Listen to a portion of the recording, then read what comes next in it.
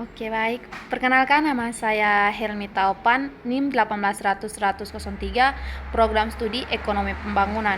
Di sini saya mendapatkan tugas untuk mempresentasikan tentang konsep perencanaan dan juga ruang lingkup perencanaan wilayah. Nah, pertama di sini akan saya bahas tentang konsep perencanaan. Nah, kalau berbicara tentang konsep perencanaan, terlalu banyak definisi yang mengasumsikan tentang perencanaan. Tetapi di sini saya mengambil definisi perencanaan secara sederhana saja. Nah, perencanaan adalah menetapkan suatu tujuan dan memilih langkah-langkah yang diperlukan untuk mencapai tujuan tersebut. Nah, ini merupakan pengertian perencanaan secara sederhana tanpa memperhatikan faktor-faktor pembatas atau pengaruh lain. Di sini saya memberikan sebuah contoh pelaksanaan sebuah pesta ulang tahun anak dengan jumlah tamu yang diperkirakan sekitar 50 anak. Nah, langkah-langkah yang perlu ditempuh itu antara lain, yang pertama itu menetapkan jenis makanan yang mau disajikan, bentuk hiasan ruangan, bahan-bahan yang diperlukan, dan tempat memperolehnya, tenaga yang dibutuhkan, pembagian pekerjaan di antara tenaga yang tersedia, dan pengaturan jadwal pelaksanaannya. Nah, dalam hal ini diasumsikan tidak ada faktor pembatas. Artinya bahwa pesta itu sendiri dibuat karena tuan rumah memang memiliki dana yang cukup untuk melakukan pesta tersebut. Yang berikut tentang pentingnya perencanaan di sebuah wilayah. Nah, pentingnya perencanaan wilayah itu dikuatkan oleh beberapa faktor yang dikemukakan sebagai berikut. Yang pertama itu potensi wilayah terbatas, kemungkinan tidak dapat diperbanyak atau diperbaharui lagi. Yang kedua itu kemampuan teknologi dan cepatnya perubahan dalam kehidupan manusia. Yang ketiga itu kesalahan perencanaan yang sudah dieksekusi di lapangan sering tidak dapat diubah atau diperbaiki kembali. Misalnya, penggunaan lahan yang tidak terencana atau salah dalam perencanaan. Yang berikut itu, lahan dibutuhkan oleh setiap manusia untuk mengopang kehidupannya. Di sisi lain, kemampuan manusia untuk mendapatkan lahan tidak sama, sehingga penggunaan atau kepemilikan lahan tidak dapat sepenuhnya diserahkan kepada mekanisme pasar. Yang berikut itu tatanan wilayah sekaligus menggambarkan kepribadian masyarakat, di mana kedua hal ini saling mempengaruhi atau saling berkaitan, di mana potensi sebagai aset yang harus dimanfaatkan untuk kesejahteraan rakyat secara lestari atau secara berkelanjutan. Yang berikut adalah ruang lingkup perencanaan pembangunan wilayah. Nah, perencanaan wilayah itu adalah perencanaan penggunaan ruang wilayah atau tertuang dalam perencanaan tata ruang wilayah, dan perencanaan aktivitas pada ruang wilayah tertuang dalam rencana pembangunan wilayah. Nah, perencanaan wilayah sebaiknya dimulai dengan menetapkan visi dan misi dari wilayah tersebut. Nah, visi di sini adalah cita-cita tentang masa depan wilayah yang diinginkan. Visi itu seringkali bersifat abstrak, tetapi ingin menciptakan ciri khas wilayah itu yang ideal.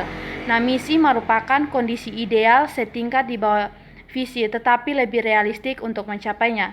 Nah, dalam kondisi ideal, perencanaan wilayah sebaiknya dimulai setelah rencana tata ruang wilayah atau RT/RW tersusun.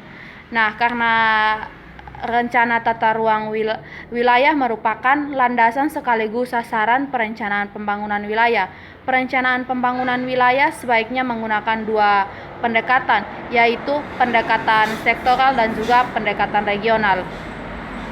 Yang berikut itu adalah langkah-langkah perencanaan wilayah.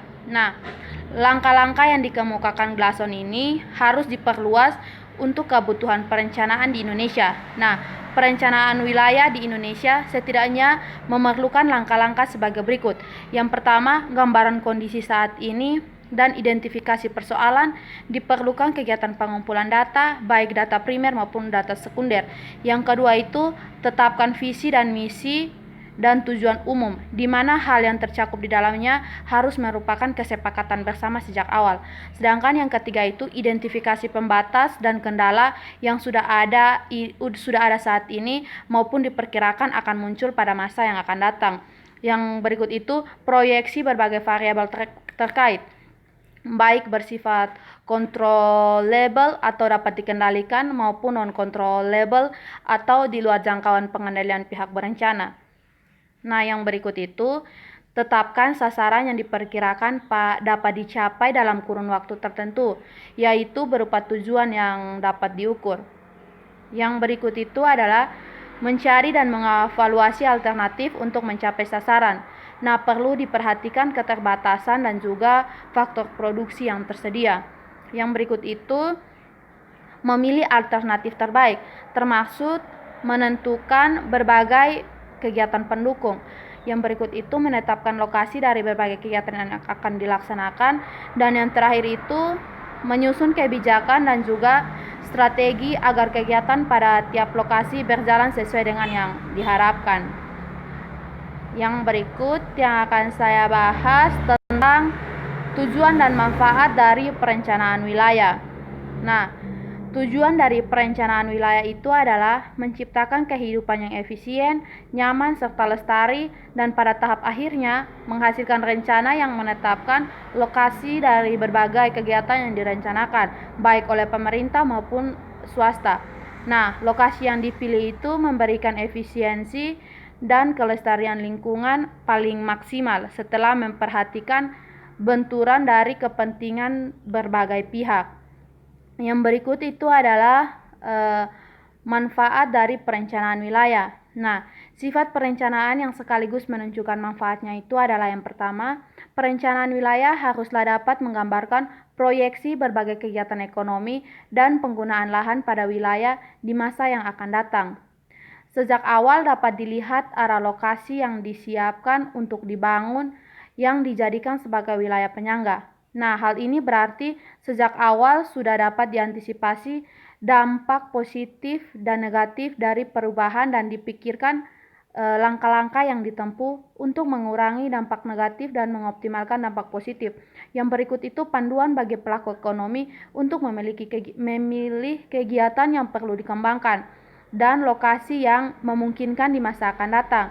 Nah, hal ini mempercepat proses pembangunan karena investor mendapat kepastian hukum lokasi usaha dan menghindarkan benturan kepentingan acuan bagi pemerintah untuk mengendalikan arah pertumbuhan ekonomi dan arah penggunaan lahan. Yang berikut itu landasan bagi rencana-rencana lain yang lebih sempit dan lebih detail, misalnya perencanaan sektoral dan perencanaan prasarana. Yang berikut itu menjamin keserasian spasial, keselarasan antara sektor, optimalisasi investasi, terciptanya efisiensi dalam kehidupan dan menjamin kelestarian lingkungan. Perencanaan wilayah diusahakan mencapai sasaran-sasaran tersebut secara maksimal berdasarkan hambatan dan keterbatasan yang ada. Nah, berikut lagi yang akan saya bahas itu tentang langkah-langkah perencanaan wilayah Kabupaten Timur Tengah Selatan. Di sini saya membahas untuk Kabupaten Timur Tengah Selatan. Nah, langkah-langkah yang dapat diambil oleh pemerintah Kabupaten Timur Tengah Selatan untuk memajukan wilayahnya itu seperti meningkatkan sumber daya manusia di wilayahnya dengan melakukan pelatihan-pelatihan khusus kepada masyarakat agar dapat mengelola lahan yang dianggap produktif dengan baik. Yang berikut itu mengupayakan pembentukan lembaga-lembaga yang memang secara khusus menangani kegiatan pembangunan, sehingga pembangunan di wilayahnya lebih fokus, transparan, efektif, efisien, dan juga akuntabel.